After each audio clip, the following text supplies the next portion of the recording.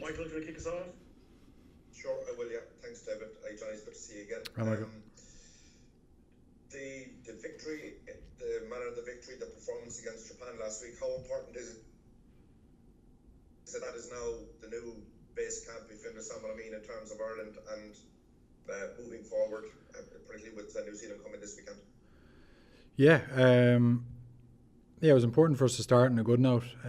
We put a lot of pressure on ourselves last week, to not be sat in here today or yesterday and saying, we only had a few sessions to prepare. Like we made sure that we prepared properly with the limited time that we had. And I think now that the coaches have been in place for, a couple of years or 18 months, whatever it is, that we're starting to get used to the systems and stuff like that, and we were able to hit the ground running. But at the same time, we saw a few things in the game that the All Blacks might have seen, and we need to brush up on a couple of things to make sure we're ready to go against the best team in the world on Saturday. Now, mentioning New Zealand, between Ireland and the British and Irish lines, you've played against them on 13 occasions. You've won 3 of those matches. What makes them so A, difficult to play against, and B, so difficult to beat? I think it's the intensity that they bring to the game, the physicality. By intensity, I mean the speed they play at, and at the same time being physical. So, I don't think it's. We know what's coming because we've played against them so many times, but there's a few lads that haven't played against them that we have to kind of fill them in and let them know that, what it's like out there against them. And look, all the focus is on making sure that we can get our best performance out there at the weekend. We know what quality they possess. We know their coaches quite well, obviously, having, been coached by Greg Feek and John Plumtree before. Like we know that, the strengths that they're going to bring. So, we just got to make sure that we're in the best place possible come Saturday. Cheers, Ben. Thanks. Have a good week. Thanks. Hi, Johnny. This, obviously great, exciting brand of rugby that you played on Saturday. Do you stick with that? Do you double down on that now for the visit of the All Blacks? Well, like that's just the way the game unfolded on Saturday. Like we've always had the license to do that. You know what I mean? But if teams show a different picture, like you can't do that all the time. We'd love to do it all the time, and we just got presented the pictures and we read them quite well and executed off the back of it. But if a team comes with and they put 14 guys in the front line, you can't run it. You gotta kick more, or you gotta target different space. So. In an ideal world, yes, but if it comes and it's raining or the conditions are really bad and they play a different type of defence to what Japan showed us, well then we'll play the right options that we see fit. The most important thing is that we win, and that's what we're judged on. And it's great getting some plaudits for how we played the game on Saturday. We showed bits of that through the Six Nations, but I think what's the pleasing part about it was that it was a bit more consistent this week. But again, I think Japan even said themselves they were not too happy with what they put up on the day. So we'll be playing against much better opposition this week, I think. Obviously, in the last 4 occasions, you've beaten them twice. We know what happened in 2019. But do you think they respect you a bit more since you beat them that time in Dublin? I'm not sure. You'd have to ask them. I think. Look. When you go back to that 2019 game, it was the biggest one of the lot of them, and we didn't play as well as we could have. We made mistakes which they capitalised on. We didn't take the chances that we had, and that's the game. That's the game. If they go a couple of scores up, they're very hard to chase down. So, like I said previously, we've got to concentrate on ourselves, make sure we get the very, very best performance that we can out on the pitch on Saturday, and we'll see where that leaves us. That's where all our focus is on at the moment. Thanks. Johnny, can I ask you about having a full house again?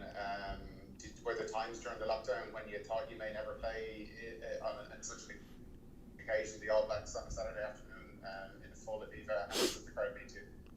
Yeah, like even last Saturday was amazing to have that many people back, and I think this week will be a notch up again. You know, there's not a ticket to be got anywhere from what I hear. So it's we're all, you know, really looking forward to getting back into a full Aviva. Little bit of a later kick-off, so the supporters will have had a couple of extra drinks, and I'm sure the atmosphere will go to a different level. Right, thanks. Johnny, there's going to be so many exciting matchups across the field. Bowden Barrett spoke very glowingly about you in their media conference late last night.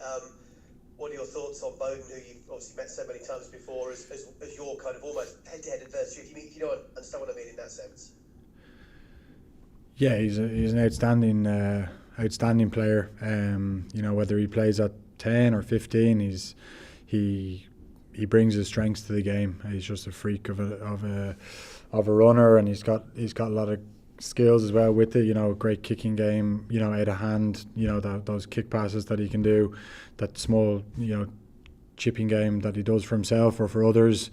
He's a strong guy. You know, he goes to the line well, and he picks a good pass. So he's got it all really. So a guy that we're going to have to look out for, whether they go with him at 10 or Moanga, we're not sure at this stage, but I would guess that Bowden will be in the team somewhere. So he's obviously a threat and one of their biggest strengths.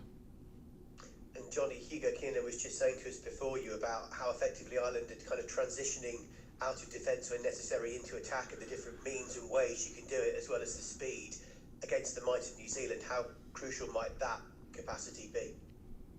Yeah, it's a key part of the game now, the transition. You know, if you've got good D and you turn the ball over well, it's how you use it, and that's something that we've worked on massively over the last 18 months, and you can see some of that come to the fore over the last couple of games. But likewise, if we turn the ball over against an All Blacks, you know, breakdown, which is very aggressive, and their defence is very aggressive, that we need to get back into our defensive system as quick as we can, because they're brilliant from turnover, brilliant from counter-attack.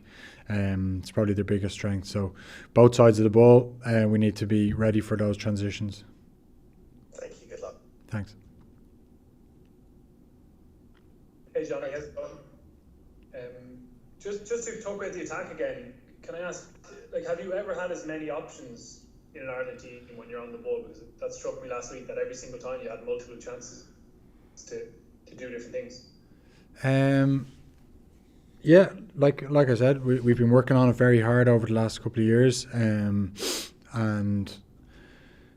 I think we had seen it, like I said previously, we've seen it before. Like, you know, I think back to the Italy game, obviously the Wales game last year, we played with 14, but which is more difficult. But you know, against Italy, we did some good things against Scotland. Then England, we did some. So it's been more evident in this calendar year.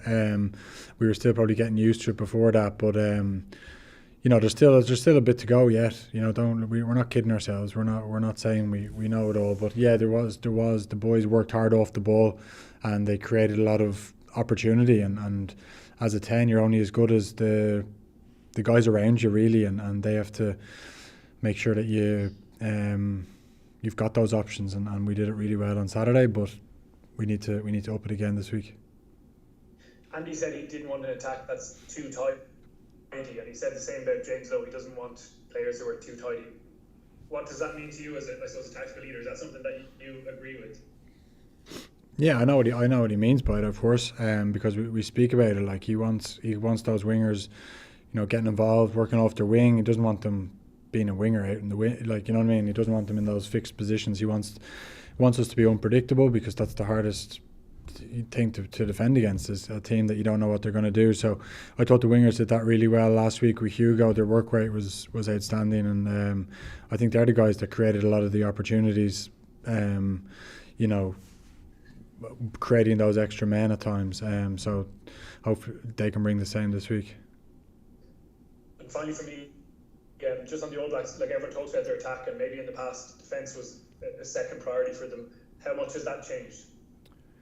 Yeah, it has. You said it. They seem to put a lot of emphasis on their defence. They've changed. I think they used to be a very soft, not soft as in like a line speed on the edges. They wouldn't come up on the edges, but they've changed fully now from what we've seen. They're very aggressive from the outside in, and they try and put you under pressure. So something different to play against compared to what we've been in the past. But there's still a lot of similarities with how good they are off turnover and at the breakdown, and some of the key individual threats they have. So some things have changed, but others haven't.